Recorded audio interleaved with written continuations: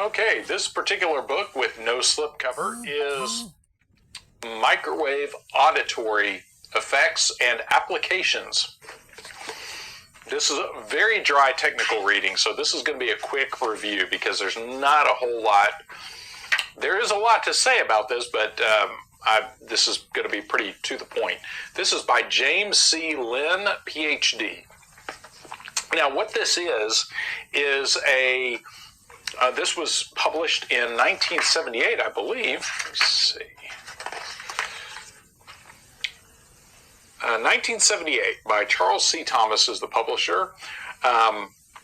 So this is a technical exploration of the possible uses and applications of microwave auditory effect. Now, for the uninitiated, what that is what's sometimes referred to as voice-to-skull technology.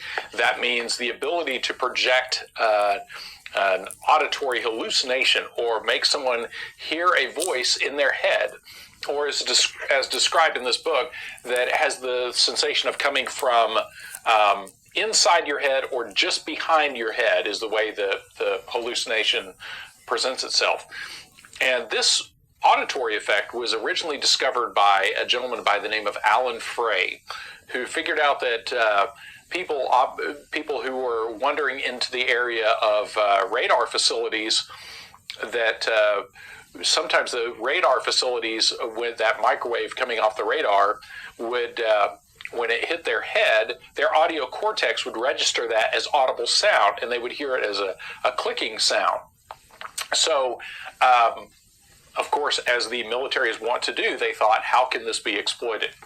So they figured out that could be modulated in such a way to produce an actual voices or sounds or whatever, that you could actually project sound directly to someone's audio cortex by way of a microwave beam. And that's what this book explores. It gets into all the frequencies and everything involved in that. Lots of good technical information if you are inclined to build yourself some kind of microwave auditory device. But one of the reasons I have this book in my library, or the main reason I have this in my library, is this is one of those things that to the general public, the idea of projecting sound into someone's head is science fiction, the domain of science fiction stuff. But the idea that somebody would even think of that you could project a voice into someone's head from a distance, is, again, so far out of the realm of most people's thinking that they think that that's just not even remotely possible. So that's one of the reasons I have this book in my library, is to back up some of the other mind control books and patents I've seen that I'd just like to make certain for myself anyway, that I'm not just being fed a line from someone. So books like this, and I forget where I originally saw this cited. It was in one of the better mind control books I had. So I ran this down, and this is a good clinical exploration of the microwave auditory effect. And this has no conspiracy angle to it whatsoever. It's just merely explaining the technology, how it works, possible uses for it and all. And it's important to note that this is from 1978. So obviously this technology has been around for a while.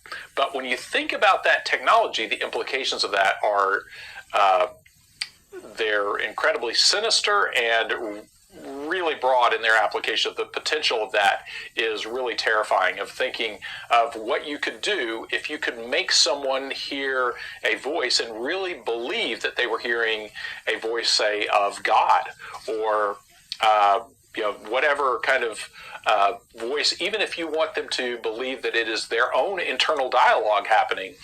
All of those things are possible, or to induce hypnosis by way of this disembodied voice in their head. There's lots of possibilities. Unfortunately, none of them are of a noble variety.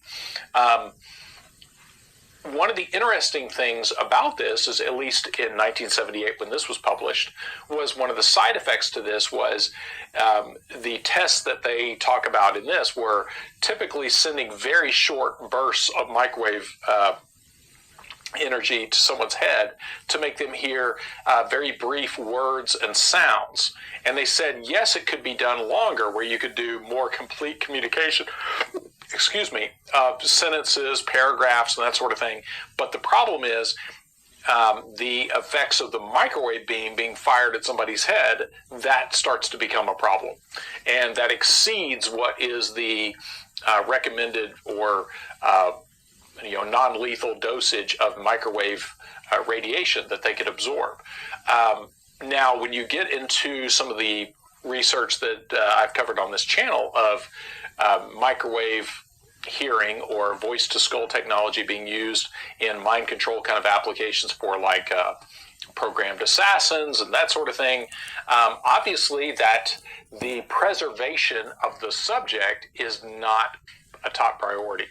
And that's a really important thing to consider when you're reading books like this, is obviously they saw the danger of projecting, beaming microwave radiation at somebody's head. But if your end result is that the person is probably going to be neutralized anyway, then that's an acceptable cost. So anyway, I have this in my library mainly as kind of a proof text of that this is a very real, very terrestrial technology that has been in practice, has been in use, or at least has been considered for practical use since at least the mid-70s.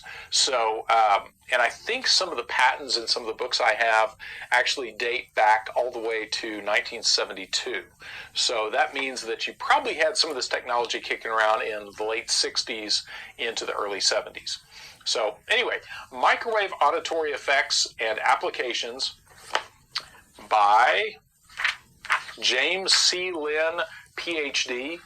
And again, this is one I don't know how hard this is to get on Amazon.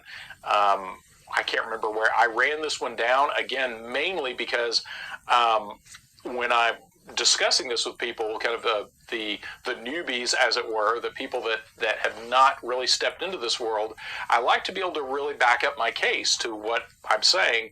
And if I ever do get around to writing something on the subject, this is a really important text to back that up, to show that this was and is a very real electronic phenomenon that can be implemented for a wide variety of uses. Again, not all of them noble. Again, imagine for a second the power that you could have over a human being, especially with the use of aided with psychotropic drugs, of making them believe that they are actually hearing the voice of God, commanding them to do some kind of antisocial act. And you start getting into the jihadist kind of thinking of, if somebody really believes that their God is directing them to do this particular act, and especially if they're already a little off plumb to begin with, and then you heighten that susceptibility with psychotropic drugs, you could have very easily create a situation where someone could be programmed or encouraged to do some really barbaric things and believe that they're doing them for a noble purpose.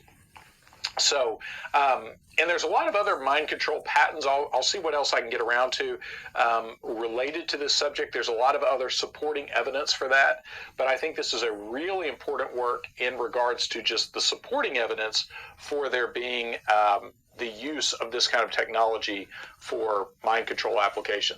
And it's always interesting to see when you're looking at news stories of people who've committed mass shootings and things like that, and look for how many times you'll see when these people survive, how many times they report hearing a voice telling them to do the things they were doing. So, that's, I think, a really important thing.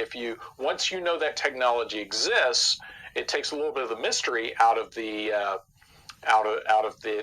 some of these mass shooter events and things like that. There was one relatively recently, I think, that occurred down in Florida, where the guy was in his interrogation referring to some things that sounded very much like this microwave auditory effect. So anyway, there you have it. Microwave auditory effects and applications from 1978.